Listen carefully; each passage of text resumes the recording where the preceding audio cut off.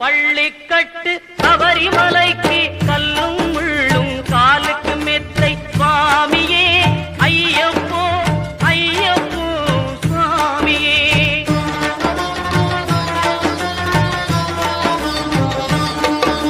நெய்யபிஷேகம் சுவாமிக்கே கற்பூர தீபம் சுவாமிக்கே ஐயப்பன்மார்களும் கூறிக்கொண்டு ஐயனை நாடி சென்றிடுவார் சபரிமலைக்கு சென்று